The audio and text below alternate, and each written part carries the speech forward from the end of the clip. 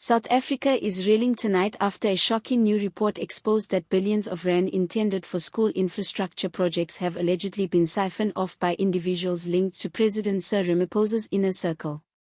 Funds meant to construct classrooms, toilets, and libraries for children were reportedly pocketed by corrupt officials and contractors. The result has left thousands of learners trapped in unsafe, deteriorating schools. Before delving into this breaking story, viewers are urged to subscribe, like, and activate notifications, because this investigation uncovers what may be one of the most heartbreaking scandals in recent memory, where the victims are the nation's children. According to a leaked report from the Auditor General, obtained by investigative journalists, over 6.3 billion rand allocated for school infrastructure between 2021 and 2024 has vanished without explanation. The funds were meant to support the Accelerated Schools Infrastructure Delivery Initiative, ASIDI, a government program designed to repair hazardous schools, replace dangerous pit latrines, and build proper classrooms in rural regions. However, auditors now claim that much of this money was diverted to shell companies connected to powerful politicians and business figures allegedly tied to the presidency.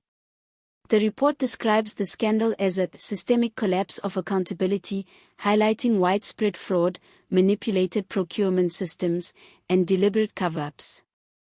In essence, money meant to secure the future of South Africa's children was looted. Auditors traced millions of rand funneled through fake construction contracts, exaggerated invoices, and payments for schools that were never built. One particularly disturbing revelation shows that 34 schools listed as completed in government records do not actually exist.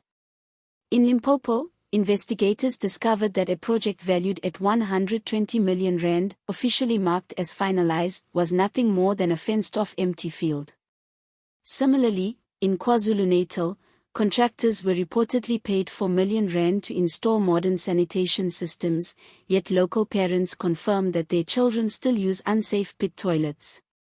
A whistleblower from within the Department of Basic Education spoke out anonymously, stating, "Everyone knows where the money went. The contracts are signed by those with top-level connections. This isn't negligence, it's organized theft." The leaked findings have sent shockwaves through South Africa's political establishment. Parliamentary sources have revealed that at least 3 senior officials with close ties to President Ramaphosa are now under investigation. Although the report stops short of directly accusing the president, it raises serious concerns about his administration's oversight and integrity. Opposition leaders were swift to respond. EFF leader Julius Malema issued a passionate statement, declaring, "This is not merely corruption, it is cruelty. They have stolen from children who have nothing. If Ramaphosa remains silent, he is complicit." DA leader John Steenhuisen echoed this outrage, demanding a parliamentary inquiry and criminal prosecution for everyone involved. Yet behind all the political noise lies a far deeper tragedy, the betrayal of the nation's children. Across rural South Africa, tens of thousands of students still attend schools that lack basic safety, dignity, and infrastructure. In the Eastern Cape, pupils continue studying under trees after promised classrooms never materialized. In Mpumalanga, a roof collapsed on a group of 4th grade learners during a storm, injuring several, a structure that had supposedly been upgraded 2 years earlier under the very project now under scrutiny. One tearful parent told reporters, "They don't care about our children. They see them as numbers in reports while they drive luxury cars bought with stolen school money." This scandal has reignited public fury over government corruption and inequality, striking a powerful emotional chord among ordinary citizens. Late last night, the presidency issued a short statement describing the allegations as deeply concerning and pledging a full investigation. However, critics argue that the response was vague and defensive, offering no assurance that implicated officials would be suspended or held accountable. Political analysts warn that President Ramaphosa's failure to take decisive action could reinforce perceptions that his administration protects corrupt insiders, an image that could prove disastrous heading into the 2026 elections. One analyst observed, each scandal under Ramaphosa erodes the image of a clean reformer. If he fails to act now, this could define his legacy. Meanwhile, civil society organizations, teacher unions, and parents' associations have called for mass protests demanding the recovery of stolen funds and justice for those responsible.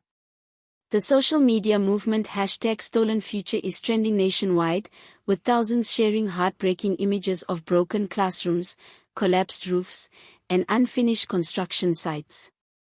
The message is clear: South Africans are demanding justice for their children and accountability from their leaders. The pressing question remains, what happens next? Will the perpetrators face prison time, or will this case fade away like so many others, buried beneath layers of bureaucracy and political protection? Should President Ramaphosa be held responsible for the actions of those within his circle? As investigations continue, one truth stands out: when leaders steal from classrooms, they aren't just stealing money, they are stealing the dreams, opportunities, and futures of an entire generation. So, stay tuned, subscribe, and keep your notifications on, because this story is far from over. ChatGPT can